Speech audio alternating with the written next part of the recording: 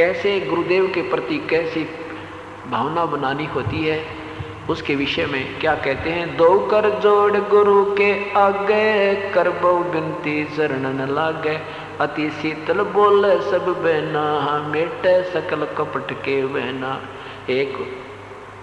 हे गुरु तुम हो दीन दयाला, मैं हूँ दीन करो प्रतिपाला, बंदी छोड़ मैं अति अनाथा, बहुजल बूढ़त पकड़ो हाथा।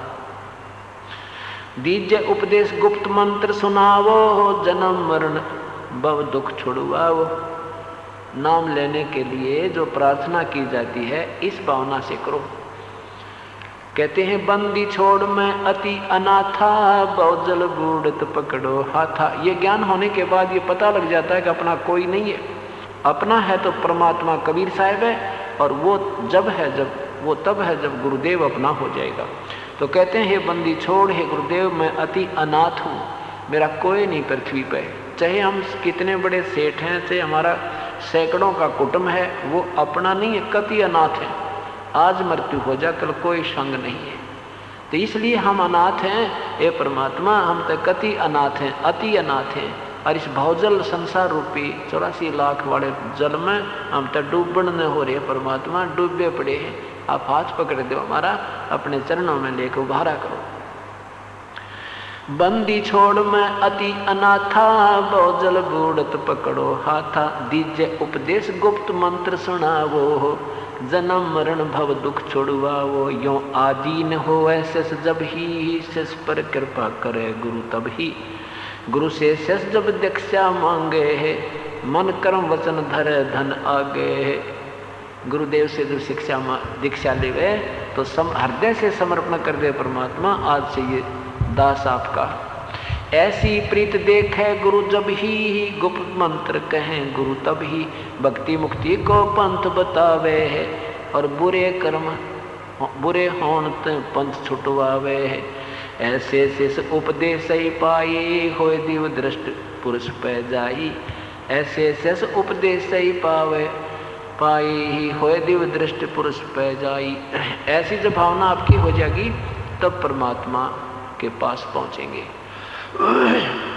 जब आपकी भक्ति दृढ़ हो जाएगी, आपके अंदर ये उपदेश लेने के बाद सद्गुणों सब गुणों को ग्रहण करते हुए और सारे इन मर्यादा को निभाते हुए आप जब भक्ति करते रहोगे तो आपको एक दिव्य दृष्टि प्राप्त होगी।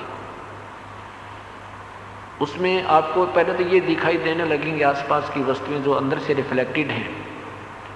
आपको आंखें देखी, अंदर की जो चीजें बाहर भी देख सकते हो, इसका एक त्राटक ध्यान से।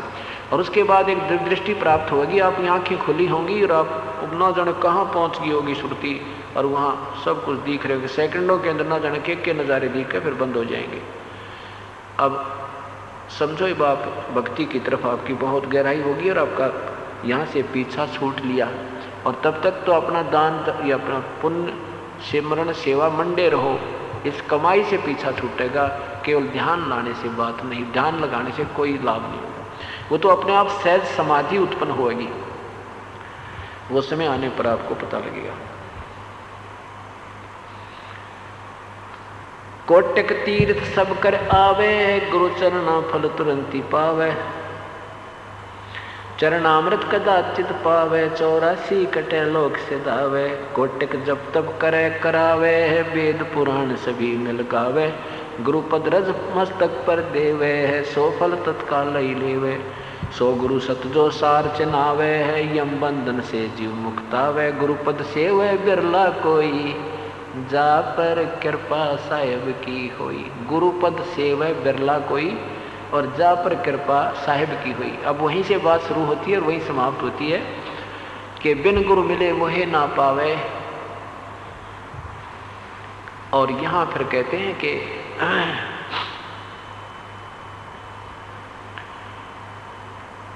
वही परमात्मा गुरुपद सेवे बिरला कोई।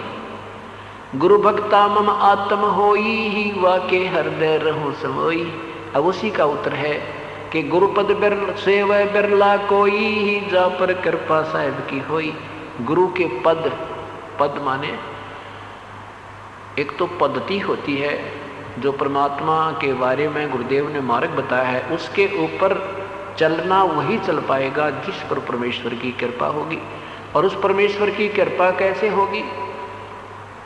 गुरु भक्ता मम आत्म होई वाके हृदय रहूं समोई। उसी की फिर रजा आपके ऊपर डायरेक्ट अफेक्ट करेगी। हमारे अंतःकरण में मलिनता नहीं है तो परमात्मा वहाँ से रिमोट से अपनी वह मेहर प्रवेश करता रहता है और फिर वो मेहर वो रजा आपको उमंग भर के सौ काम छोड़ के अंदर हिलोर उठेंगे इस ज्ञान की कि तो असंग जन्म का यो बाहर दर रखा सिर पे असंग जन्म हो गए यही कर्म करते करते आने, असंग जन्म हो गए मरत्या ने खपत्या ने। परमात्मा कहते हैं सिर साटे की भक्ति है और कछो नहीं बात, सिर कैसा पाई यो वो अवगत अलखनाथ। सिर कैसे देना, जैसे अभी उदाहरण सुनाया था आपको कि अपने सिर में जूत मारे संत भक्त ने और कहा प्रभु ये आप ही का तो शीश है। तो ऐसे जब हम इस प्रकार परमात्मा की तरफ समर्पण हो जाएंगे तो आप में उमंग सी उठेंगी और कहते कोट जन्म तन कोट शीश तो दे चुक्या तो काल बलि की भेंट, एक शीश देख ले सतगुरु अपने की भेंट। एक शीश दे दे मालिक ने सतगुरु ने, ये करोड़ शीश दे दिए, कभी कहीं मरिया कभी किसी प्रकार मरिया, कभी बकरा बनकर नाड़ कटी कभी मुर्गा बनकर मरिया की ना जन कितने जन्म हो लिए इस काल ने खाते ने। एक शीश दे दे पूर्ण संत को। शीश कैसे देना है? गुरु की आज्ञा माही रही जाए, जीवन जन्म सफल कर लीजिए। बस गुरु जी क्या कहेंगे? शराब बीड़ी मांस तमाकू मत पीना भाई, पार नहीं हो पाओगे।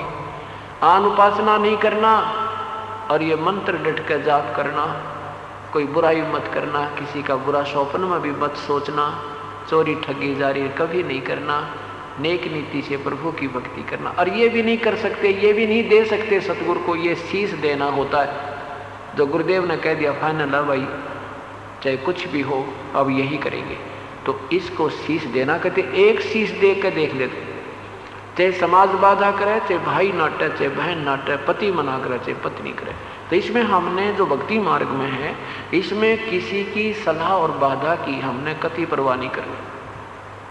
बाकी अन्य संसारी काम है वो हमने अवश्य आपस में सलाह करके करने चाहिए, लेकिन आत्म कल्याण के मार्ग में हम स्वतंत्र होने चाहिए, तब ये भक्ति प्रफुल्लित होती है, तब ये मार्ग हमें सही मिलेगा।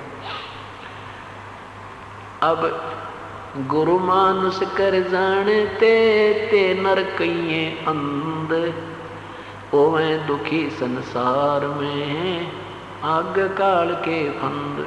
तो गुरु को भगवान तुल मानना होता है तभी प्राप्ति होती है।